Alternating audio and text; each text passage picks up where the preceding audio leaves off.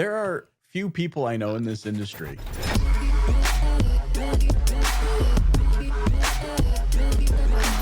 This is Auto Collabs. who are willing to go all in, committing to a word track, a shtick, a presentation. Steve Roessler, who we're going to be talking to today, is one of those people. We're at just at ASOTU in Baltimore, which went off like a big bang. Big one. And bro is walking around in this Full ratty cigarette suit in his looking, ties kind of undone, cigarette hanging out of his mouth. And first I got to admit, I'm like, what is he doing? The cigarette was the dead giveaway. The dead giveaway. He was going all in, fully committed to what he was going to be talking about at ASOTU. And so, I'm excited to be able to chat with him today. When did you guys first meet Steve? I think one of the times I remember interacting with him, I met him before this point, but it was taking a picture of his hair and Frank Lopes' hair and posting who wore it better, a poll. I believe that was my first interaction. That's absolutely perfect. I probably met him on Clubhouse, and he was probably saying something about video. When you talk about all in, he just goes all in. You know what he believes in, and he has conviction about it. And the cool thing, so much of what he talks about is right in line with where automotive has been and is headed. So I'm always excited to chat with Steve. He's always got something up his sleeve and got something new he's working on. So we hope you enjoy this conversation today with Steve Roessler. At what point in your life, Steve, did you start saying it's Roessler like wrestler? Really? Just all my life. I've always said Hulk Hogan used to be a. Now, if I go talk to Texas people, it'll be cattle wrestler. So you got to be careful where you go. But so you've got the different ways that you say your name for each state, right? Yeah, absolutely. I mean, now somehow in Canada you go up there and it's Roessler like the Queen. Yeah, somehow it relates to that. In Canada, it would be Roessler. No, it's been called Roessler. It's everywhere. Everybody. Roessler. Steve, we were filming More Than Cars episode 1 in Frisco, Texas, and we're sitting down, and we're in this interview scenario, and you can kind of see where we were sitting if you look at all the interviews in that one. And all of a sudden, you just walk in the door and behind, and I was like, did he know we were here? Or is this just completely random? And it was completely random that you were just visiting a dealership, and that's part of your regular cadence. How often are you in a store? Oh, probably a lot, right? It just depends. I mean, because I'm going out there just like everybody else. You're going out there visiting stores, trying to, get everybody bought into some of the new ways of going out there and selling cars. So, and I'm in Dallas. I try to go visit. In that case, it happened to be a Lithia account. So, you guys are happen to be there and seeing those guys. So crazy. I mean, coincidentally, but yeah, I'll go wherever the job takes me. If I'm doing a 20 group, I try to see local dealers in the area, try to do some presentations in the morning for dealers, just to inspire, whether they're on our product or not, just to have some fun with stores. Has travel always been a part of your business life? Is that just something that's native to what you've done, or has it been since auto? Yeah, no, it's kind of interesting. My wife will tell you she felt like a widow for the last 20 years, just because of the fact that, the last 20 years I've been doing. Wow, she must really love you. Well, that's what keeps a marriage together, travel. Yeah, she's like, leave. No. He's like, that's the reason we're still together. But no, it's kind of cool is, I'm starting to wind down in my, older life. I'm trying to, I like to go out and travel. I like to be selective in my travel. But, everybody thinks it's glamorous to be on the road. And you guys know it's not. You're living in the hotel room. And, as many times I've been. Lips are all chapped, skin's dry, the pillow's weird. It is just not nearly as glamorous as people think. No. What kind of hotels? No. I mean, now if you go out there and you can make time Sahara. Fun in the area, great. But otherwise, it's, it's the hotel room. You're out to eat all the time. And, I don't know. I like the home cooked meal more than anybody. I So. agree. And it is impossible to like eat, not impossible, but real challenging to eat well and be good to yourself when you're on the road. Why? Because you're exhausted and there's a Shake Shack. I got to admit, Steve, when I look up chief evangelist officer, for a brief moment, I'm like, what does that even mean? But we were at a ASOTU con and I stopped by one of the booths. You were hanging out for a minute, and out of nowhere, amidst the conversation, you're like, guys, you need to listen to my daughter's single. And you like pulled in like 17 people to this booth. Like it just happened like that. And you dropped your phone on the desk and we're all sitting there listening to your daughter, who, by the way, a beautiful voice, and singing. And in that moment, I was like, that's what I see why Steve's making believers. Yeah. Well, you know what's funny is I can't even take credit for the title. Carrie Weiss gave me the title way back when she was at TrueCar. So when I met her, we were talking in Denver at the state meeting out there that Colorado does for the Dealer Association Board. So that's where actually I came up with the title. And then we looked it up. And if you go look up Chief Evangelist Officer, as far as the title, it is a perfect fit for what me and Carrie and other folks like us do. Because I always like that, if I can get up on stage and speak and hopefully, convert somebody over into a new way of thinking. That's really what I love to do, is really inspire change through data. But that title is great. And like in the last 20 years, just with all the travel, because I've been a part of startup, as I even say, like now that DriveCentric, we're getting, got a lot of momentum in the industry. It's really, really cool. And I look for projects that keep me going. And so with my daughter singing, for example, she's kind of like my new startup project. And I don't know anything about the music industry. I'm being a sponge in this world that Kyle and I live in here in Nashville. And I love to network with good people. And like I said, this is my daughter's time to shine. So yeah, it's her release is coming out October 13th. So I might as well give her a plug. Wait, so are you saying you guys moved to Nashville to help your daughter get into the music bit? Is that what you're saying? Yeah, 100%. Yeah, it was this was her dream. I've lived my dream for a number of years, and I thought this is her time. So well, let's give her some love. Like, where are we finding her on Spotify? Let's do it right now. Well, yeah, you can go look at my wife created the website. It's JennaRoessler.com. And again, we just created all this stuff literally last week. So I don't have everything. But if you go to Jenna Roessler, all the links are there. And you can go to Spotify, I believe, and just get ready to download her music. And if you're listening, it's Jenna Roessler. Yeah. Yeah. We got a mailing list going on. I'm on the site right now. Oh, man. Unbelievable. You got a whole thing here. Got this the little is amazing. Nashville shot with the red boots and the guitar. Upcoming gigs. Hey, if you guys want to interview her afterwards, by all means, it's pretty cool. Hey, maybe we have a cameo at a ASOTU next year. Hey, whoa, there you go. Yeah, that could be cool. She'll probably have we're gonna release one song a month for the next 12 months. That's the way to do it now. Cool. That's the way to do it. That's the way to do it. Absolutely. I'm so excited for your trip. This is what's cool because when I see that devotion and dedication, and when you say startup life, like we've actually had this conversation, we had it with Jimmy Douglas yesterday, and there's so many startups in auto of people that are just creating net new things. And you said I've had experience about that. I'm listening, and like the thread is, well, my wife kind of like, she was like, I've been a widow for 20 years, and I've been alone. And then you're like, yeah, we picked up and moved everything.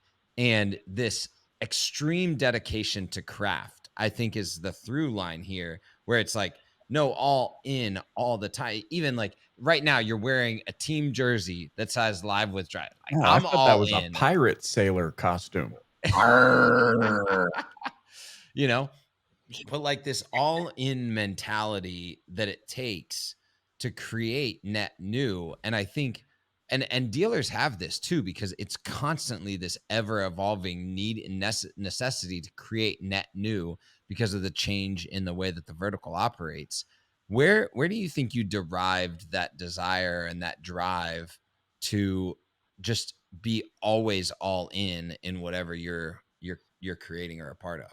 Well, I'll tell you what. So I think everybody has this like pinnacle of their career and they get knocked down to rock bottom. At least that's my experience. So, you guys know I was in the medical industry for a number of years. I thought I was going to live and die in the medical industry. And the pinnacle or the downfall of me was when I got let go of Medtronic. I was doing all the spinal cord stimulation and, it's just like, the pinnacle of everybody's career is to be a general manager, for example, and owner of a store in automotive. When you're in medical, it's to be in surgery. That's where the action is. And I learned at a very young age, at around 30, that you're just a number when you go work for a company like Medtronic. When you own 90% of the market, if you lose 1%, that's when jobs start getting cut. And, you start seeing that even in automotive with these big companies doing layoffs.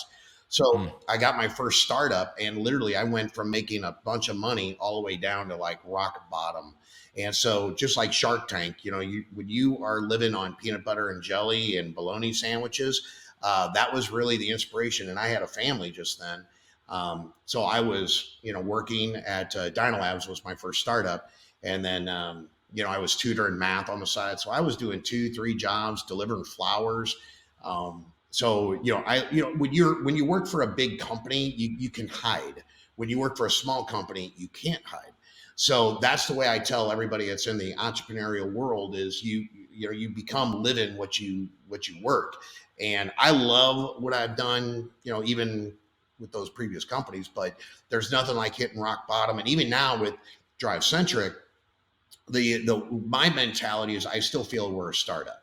And I think mentally that's what keeps me going. If I ever thought we were a huge company like the big boys that are out there, I think it would get boring. And so I try to find new projects to do, new verticals to get in. So it keeps me hungry. I have to say, like just witnessing you kind of like on the field, you totally behave like a startup entrepreneur, right? Yep. Thank you. And that's one of the reasons that like I move closer to people like that. You know what I mean? So I see that and I'm like, I understand the game you're playing. So it is interesting that like you try to keep that fresh. I think all of us aspire to the point where we can actually not have to be in that game, but realize like that's the way we continue to win. So yeah, it's true. If you get comfortable, that's your demise. There's just industry's moving too fast. Like it's constantly moving, and if you get comfortable, it's like it's just getting further and further away from you, faster than ever. Actually, what I do is I love to create new vernacular. I like that in automotive, that word vernacular. So please. Maybe some more acronyms would help us. Well, it's like because I've been in 3 industries now, I try to bring things from outside of automotive to make it fresh in automotive. Mm-hmm. And I think that's kind of like the fun part of what I do every day is, because once I start talking, like, I talk video, we talk AI, we talk a lot of different things, but now I'm on these, new things that I'm kind of thinking, I'm studying the customer's behavior. And I think, how can I bring this into medical, into automotive, or like DC20, is an event we do. And I brought that kind of event in. I was going to ask you about that. Explain that event, because I think a lot of people have seen it on LinkedIn and seen it around where like you're in your headquarters and you have like this big screen and kind of a decent size, but still small group of people like paying attention is my observation from the outside in. Yeah, no, that's exactly what it is. What we've done is you basically create in the medical industry, what you would do is to make doctors better, surgeries better, so they can go from 2 procedures to 3 procedures. I would take, like, let's say a surgeon down to Miami or to Rush Hospital, wherever, and they would go in there and witness how to do a procedure quicker and faster so they can make more money. So in the world of automotive, until we got to a facility where we could do it, I thought, man, if we learn all best innovative practices of what stores are doing progressively to change the customer's experience to be a positive experience, a positive reaction. So as dealerships will come to us and they're on our product, they're sharing how they use it. So just like we would train like doctors or, pharmacists to, teach other pharmacists, kind of do the same thing. We're trying to develop speakers that are in automotive, whether it's general managers, whether it's internet directors, marketing directors. And so they come in and they share their insight of what they are doing to make their dealership grow. Doesn't have to be around DriveCentric. It has to be inspiring others to go out there and think differently. So like this next one we have, we're having, Walzer come in from marketing, and Schomp Automotive, James Kurtenbach from Schomp Automotive does a brilliant job, in my opinion, marketing what they do at Schomp. Walzer, Sammy does a great job over there. And then we're bringing in like other dealers to talk about internet processes, hopefully Travis Morse and Chip from Sealy. And then they just go out there and they share. They say, this is what we're doing. And then dealerships collaborate, and it becomes small little workshops. So we have like 65, 70 dealers come in, and then we break 65, 70 people up into 4 groups, and they rotate around, kind of like a progressive party at, in college. And, and they go in all the different rooms, and then it becomes more intimate. And they basically say, if I'm going to look at you from my eyes, this is where you suck. So it's very different. It's more workshop driven than presentation driven, if that makes sense. It does. Yeah, that's cool. That's cool. The other thing that is similar that you guys did a long time ago, and I'm not sure like where the creative juice for this came, but you've created this like feedback loop within the DriveCentric platform that allows for people to essentially like Reddit upvote kind of the ticket requests or the feature requests. Yeah. Talk a little bit about that and like where that. the idea for that came from. Well, you can imagine, and there's other platforms out there that take feedback like that. But we obviously want to listen to what dealers are saying to make the product better. We have a dealer advisory board that we were doing, but we were like, it's still so small, and salespeople, because they're using the platform, they go out there and they say, like, just how can we reduce like one click, right? I mean, Kyle, you used it. So if I can help reduce one click and make it easier on the users to use the product, let's do it. But we get feedback, as you can imagine, when you're a technology company like we are, the baby's always ugly. So how can you make the baby more beautiful? And so that's the feedback channel. So if people go in there and say, I want, for example, text templates. Yes, if you're on here listening to it, we are building text templates. Now, we have fought that, but the audience has spoken, so we're going to build text templates inside Drive. Yeah, okay. But anyway, but those are some of the things. If the audience goes out there and speaks and they vote on it, then we build it. So it is pretty cool to see how everybody goes in there and they search for different topics, like, AI talking Spanish, or how to reduce a click. I mean, there's a lot of different feedbacks, and we just take it with a grain of salt. But if there's like only like people that vote on, one topic of 5 things, then obviously they're trying to get more votes on it. So it's pretty cool. It's awesome. Doing staying in touch with the people on the front line is kind of a lost art. And I think a lot of the times you see as companies get bigger, they lose that. Oh, right. Totally. And fighting to keep that, because that's inevitably the path, right? Somebody comes up quick, innovative, team super attentive to the product and what's happening at the front, because they have to be. Because if they're not, people stop buying and they don't have enough critical mass to actually keep the company going. And then they get bigger, and then it just gets a little more bloated, and then more and more the dev team is separated from what the actual need is, right? So you get in this little box where people just start building and making decisions. And so like I'm encouraged to hear that you're just very intentionally staying close to the front line, because it's all about just listening to the users, and whether we believe it's right or wrong, or that's not what we're trying to build. That's critical. I mean, that's a critical element. So like in agency life, my position is that, especially when you're dealing with creative, is that you speak your piece and you say, hey, you hired me to advise you. This is what we think is best, and this is why. But in the end, after you speak your piece, you still have to do what the client or the user wants, because if you don't, they're never going to get behind it. Like, it's doomed to fail. It's doomed to fail, because now they have a vested interest in it not working, because they're like, I told you it wouldn't work, or I told you it was bad creative or whatever. So that's well. This also kind of ties back to that whole startup mindset that we were talking about earlier. When I mean, we see it all the time. There are, if you look at Amazon or Google and you try and recommend some, a fix or a whatever to them, their mindset is, did you guys hear something? Like, did somebody say something? And just something as simple as what you're talking about is really a testament of that startup culture where you're like, no, the people that pay us for this are the ones that are going to guide it. How do you balance that though? Because there's got to be some outlandish requests, I would Oh, imagine. there's no, you just got to go out there. I mean, look, the users of Drive and maybe, people who kind of feel this, we try to point everybody there.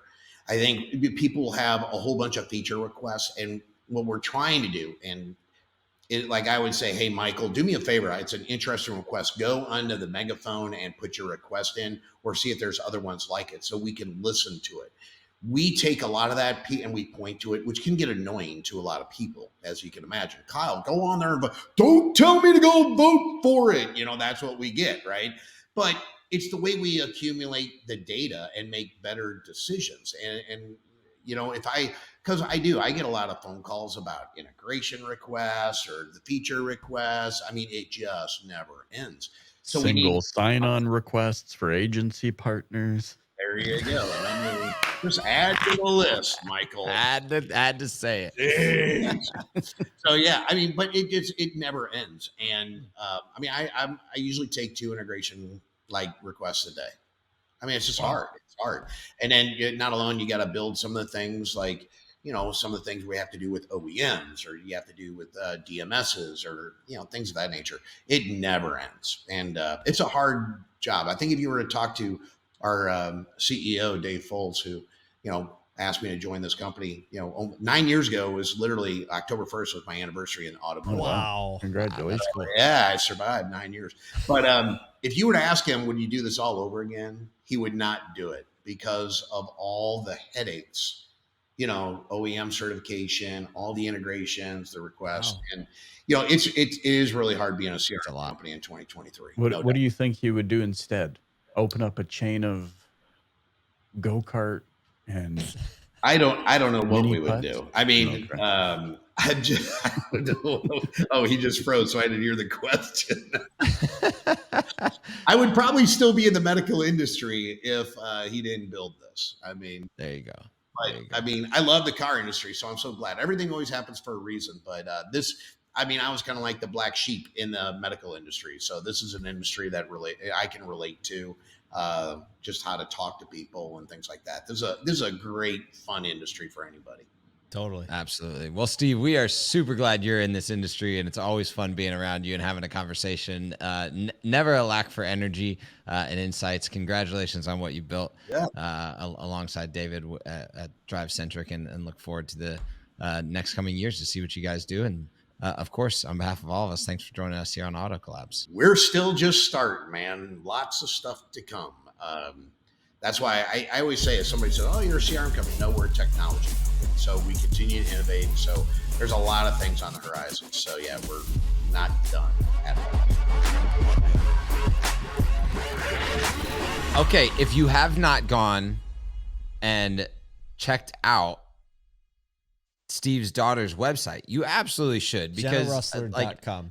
JennaRuessler.com, because we've all heard her sing, and she's an up and coming artist. And hey, why not support someone in auto that's got some chops, and kudos. But I love how I was connecting the dots, oh my goodness. You said this, Cirillo, at the beginning, someone that can go all in on whatever he's doing right now, whatever the word track, the line of thought is, he goes all in. He's like, oh, daughter needs to be in the music industry. Oh, we're moving to Nashville. Move to the center of move to the nucleus of and also just kudos, Steve. What a good dad. You know what I'm saying? My 14-year-old was like, Dad, I want to be in the NBA. I was like, you're never going to be in the NBA. You're like, great. But he goes all that, dude, they drop everything. And I mean, a move is recent in my mind. I never want to move ever again for the rest of my life. It is what a thing. But good parents like this. I think this is partly what Auto Collabs is all about. Getting to know these people when we lift the cloak of the workplace and the company they work at. Here are 2 parents that care so deeply about their children that they're willing to just go blurp, uproot, boom.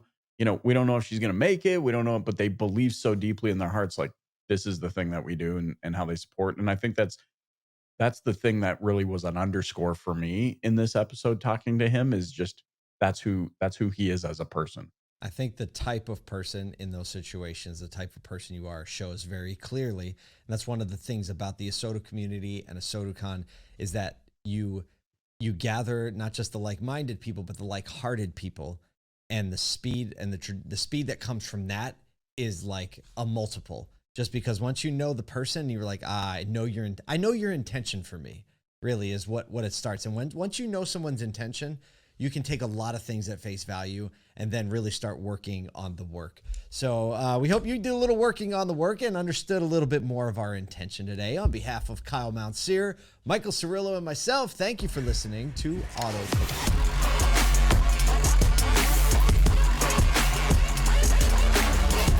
Welcome to Auto Collabs.